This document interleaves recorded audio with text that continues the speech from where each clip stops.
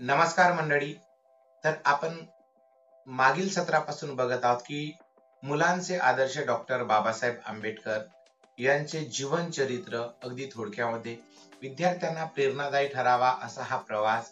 तर चला आपण सुरुवात करूया या चरित्राच्या पहिल्या भागास. यामध्ये डॉक्टर बाबासाहेब आंबेडकर यांचे जन्म आणि बालपण या संबंधाने माहिती घेऊया. याकरिता विविध संदर्भांचा आधार घेतलेला आहे. प्राध्यापिका प्रणोती पानतावने सुगत प्रकाशनाचे हे पुस्तक आहे. याचा प्रामुख्याने इथे आम्ही आधार घेतलेला आहे. विद्यार्थ्यांना डॉक्टर बाबासाहेब आंबेडकर यांच्या जीवनातील प्रमुख घटनांची माहिती व्हावी, त्यांचा जीवन प्रवास माहित व्हावा, हा एकमेव हेतू या ऑडिओ बुक साठी ठेवलेला आहे. तर नक्कीच एकमेकांना तुम्ही शेअर करा, कारण यातून मजा येणार आहे. अशी विविध प्रकारची चरित्रे आपण समोरील सत्रामध्ये पाहणार आहोत. तर आंबावडे हे लहानसे गाव कोकणातील रत्नागिरी जिल्ह्यातील मंडणगड तालुक्यातील आहे. बाबासाहेबांचे वडील रामजी, माता भीमाबाई यांचे आडनाव सपकाळ होते. त्या काळी जाती जमातीची सामाजिक बंधने फार कठोर होती. हिंदू समाजातील सवर्णाखेरीज शूद्रवर्णीय लोकांना सामाजिक अधिकार नव्हते. महार ही शूद्रवर्णातील एक जात. महार, मांग, चांभार इत्यादी सर्व अस्पृश्य याची वस्ती ही गावाबाहेर गाव कुसाला असायची. महारवाडा, चांभारवाडा, मांगवाडा नावाने ती ओळखली जात असे. बाबासाहेबांचे वडील रामजी सकपाळ सैन्यात सुभेदार होते. इंग्रजी शिकण्याची संधी मिळाल्यामुळे त्यांना इंग्रजी भाषा अवगत होती. त्यामुळेच त्यांना तत्कालीन शिक्षकासाठी आवश्यक परीक्षा देणे शक्य झाले. इंग्रजी फलटणीतल्या शाळेत त्यांची नियुक्ती होऊन ते मुख्याध्यापकही झाले. बाबासाहेबांच्या मातोश्री भीमाबाई देखील लष्करी पेशातील घराण्यातील होत्या. त्यांचे वडील धर्माजी मुरबाडकर लष्करात मेजरच्या हुद्द्यावर होते. त्यामुळे आर्थिक सुस्थितीतील श्रीमंत घराच्या वातावरणात त्या वाढल्या होत्या. त्या देखणेपणाबरोबर स्वाभिमानी वृत्तीच्या होत्या. अशा या दाम्पत्याचे बाबासाहेब आंबेडकर हे 14वे मूल होते. बाबासाहेबांनी देखील प्रसंगाविशेषी आपला उल्लेख आपल्या आई वडिलांचे 14वे रत्न असल्याचा केला आहे. बाबासाहेबांचे वडील लष्करी सेवेत असल्याने त्याची बदली होत असे. असेच बदलून ते महू मध्य प्रदेश येथे असताना बाबासाहेबांचा जन्म 14 एप्रिल 1891 ला झाला. त्यांचे जन्मनाव भिवा होते.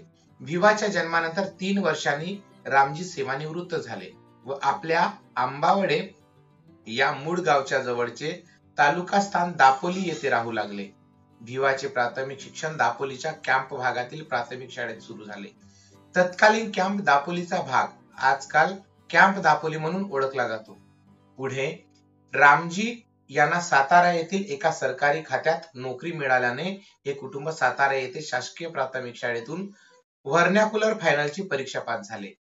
ते 6 वर्षाचे असताना त्यांच्या मातोश्रीचे अकस्मात निधन झाले. पोरवयात मुलाची परवड होऊ नये म्हणून त्यांची आत्या, वडिलांची बहीण मीराबाई यांनी बालवयात बाबासाहेबांचा प्रतिपाळ केला.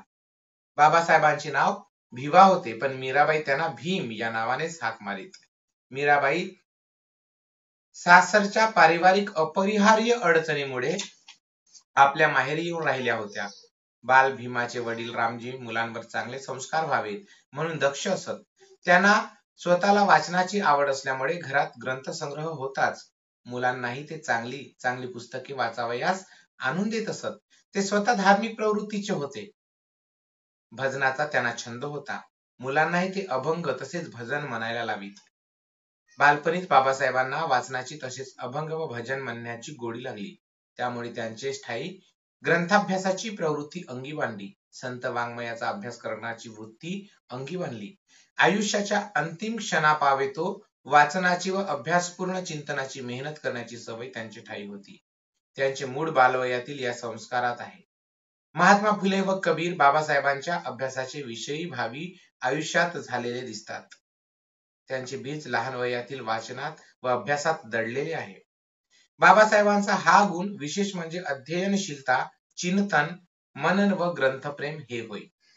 बाबासाहेबांना आपल्या वडिलांकडून बालवयातच वाचनाची सवय ही देणगी मिळाली होती. तल्लख बुद्धिमत्तेचा हा बालवयातील भीम पुढे जाऊन भीमराव बाबासाहेब झाले. त्यांच्या संस्कारशील बालवयातच त्यांना समाजातील अस्पृश्य स्पृश्य भेदभावाचे चटके व्यवहारात अनुभवायला मिळाले. अस्पृश्य समाजातील व्यक्तींना दैनंदिन जीवनात अत्यंत अपमानास्पद वागणूक स्पृश्य समाजाकडून मिळत असे. शाळेत असो की बाजारात अस्पृश्यांना पोर म्हणून त्याचा स्पर्श देखील होणार नाही याची काळजी स्पृश्य समाजातील प्रत्येक व्यक्ती घेत असे. शाळेतील मुलेही याला अपवाद नसत. वर्गात आपले बसकर बसावयाचे आसन घेऊन जावे लागायचे. सवर्णांच्या मुलापासून लांबच बसावे लागत असे. पाणी देखील गयावया करून मागावे लागत असे. मिळालेच तर ओंजळीतून प्यावे लागत असे. त्यांच्या बालवयातच त्यांनी अस्पृश्य स्पृश्य भेदभावाचे चटके अनुभवलेले होते. या संदर्भातील अनेक घटना लक्षणीय आहेत. त्यापैकी एक घटना देण्याचा मोह आवरत नाही. त्यातून त्यांना खूप तहान लागली म्हणून सवर्णांच्या पानवट्यावर पाणी प्यायले. हे कळताच महारड्याच्या पुराने पानवटा विटाळला म्हणून सवर्णांनी त्यांना खूप बदडून काढले, गुरासारखे बडविले. असे अनेक लहान मोठे प्रसंग अस्पृश्यांना भोगावे लागत. अपमानास्पद लाचारीने व मनातून चीड आली तरीही आगतिकपणाने मुकटपणाने सहन करावे लागत असे. जणू अस्पृश्यांचे जिने होय अशी व्यवस्था होती. बालवयातील बाबासाहेबही याला अपवाद नव्हते. अस्पृश्यांना सवर्णीय हिंदू समाजातील सामान्य माणसांसारखे जीवन जगणे देखील अशक्य आहे याची जाणीव त्यांना बालवयातच निर्माण झाली होती. यापुढे बाबासाहेबांच्या आडनावातील बदल आणि विवाह. सातारा येथील शाळेतच पेंडसे व आंबेडकर आडनावाचे दोन शिक्षक मित्र बाबासाहेबांबद्दल अत्यंत प्रेमभावनेने वागणारे होते. दोघेही हिंदू स्पृश्य समाजातील पण जातीने उच्चवर्णीय होते, ब्राह्मण होते. आंबेडकर गुरुजींनी बाळ भीमाला आपलं नाव दिलं. इतकेच नव्हे तर त्याला प्रेमाची माणुसकीची वागणूक दिली. या गुरुजींनी बाबासाहेबांचे आडनाव देखील बदलले. आपल्या आडनावाची म्हणजे आंबेडकर नावाची नोंद शाळेच्या रजिस्टरमध्ये नोंदवली. तेव्हापासून भिवा रामजी सकपाळ आता भीमराव रामजी आंबेडकर झाले.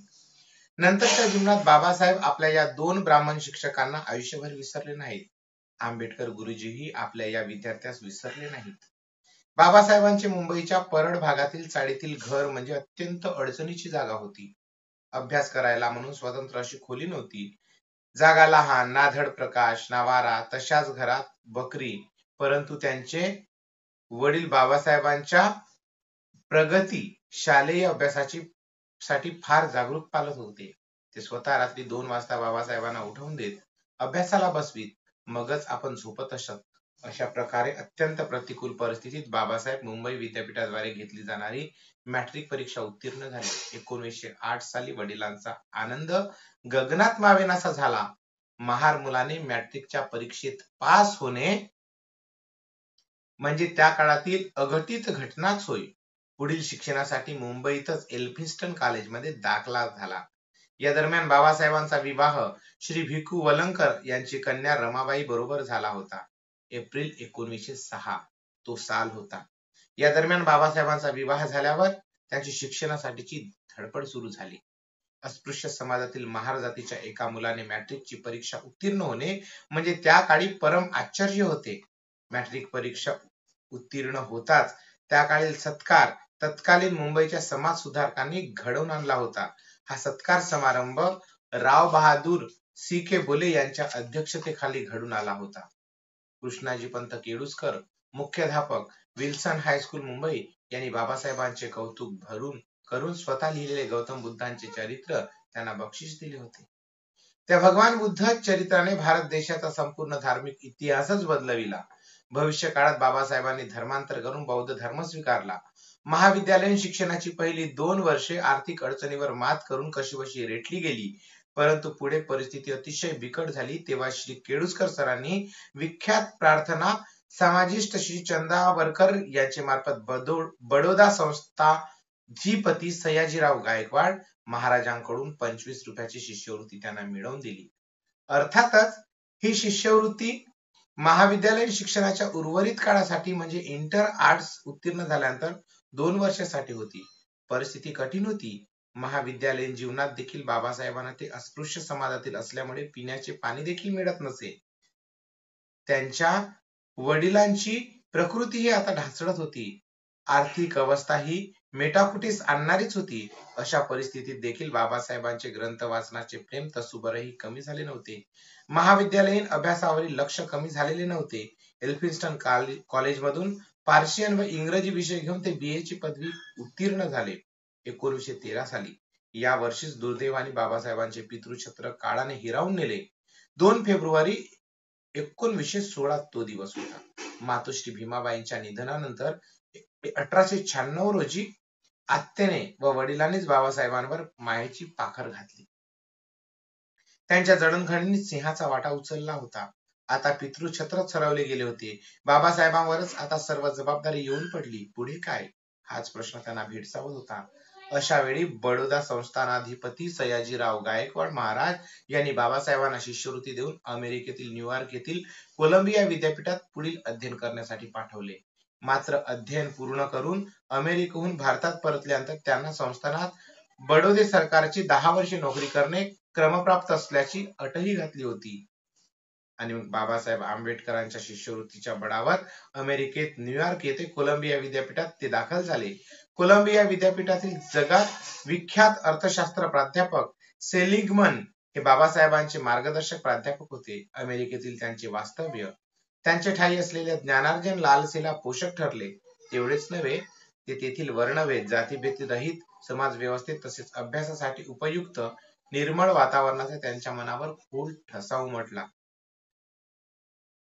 या काळातही ते शिष्यवृत्तीच्या पैशातून भारतात असलेल्या आपल्या पत्नीला आर्थिक मदत करत असत. स्वतः अत्यंत काटकसरीत राहून न्यूयॉर्क सारख्या महानगरीत करमणुकीच्या कोणत्याही प्रलोभनाला बळी न पडता बाबासाहेबांनी MA च्या परीक्षेत उत्तम यश संपादन केले होते. त्यांनी या परीक्षेसाठी मुख्य विषय अर्थशास्त्र निवडला आणि दुय्यम विषय होते राज्य व्यवहारशास्त्र, समाजशास्त्र, इतिहास आणि तत्वज्ञान.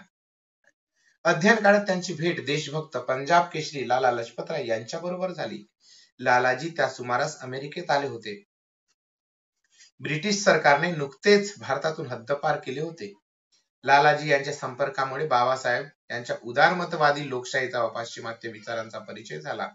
ते मानवी हक्काचे कट्टर पुरस्कर्ते होते. अमेरिकेतील वास्तव्यात कोलंबिया विद्यापीठात न्यूयॉर्कची MA अर्थशास्त्र पदवी त्यांनी प्राप्त केली. या पदवीसाठी मुख्य विषय अर्थशास्त्र होता. पदवीसाठी तो जो प्रबंध लिहिला तो ईस्ट इंडिया कंपनीने प्रशासन आणि अर्थव्यवस्था, administration and finance of east India company असा शीर्षक लिहिलेला होता. या व्यतिरिक्त त्याने त्या पुढच्या वर्षी मानववंशशास्त्र या विषयावर भरलेल्या चर्चासत्रात भारतातील जाती, त्यांची यंत्रणा, उत्पत्ती आणि विकास, caste in India, their mechanism, genesis and development या विषयावर एक प्रबंध लिहिला. भारताच्या राष्ट्रीय नफ्याचा वाटा, एक ऐतिहासिक आणि पृथक्करणात्मक परिशीलन या प्रबंध लेखनाला कोलंबिया विद्यापीठाची मान्यता मिळाली व बाबासाहेबांनी PhD डॉक्टर ऑफ फिलॉसॉफी ही पदवी प्राप्त केली. जून 1917 रोजी. पुढे हाच प्रबंध लंडनच्या P.S. किंग या प्रकाशन संस्थेने ब्रिटिश भारताच्या प्रांतातील वित्तीय उत्क्रांती या नावाने विस्तृत स्वरूपात प्रसिद्ध केला. या प्रबंधावर मत व्यक्त करताना प्राध्यापक सेलिंगमन यांनी या विषयाचा इतका सखोल अभ्यास आणि अन्य कोणी केले नसल्याचे आपल्याला माहित नाही असे म्हटले.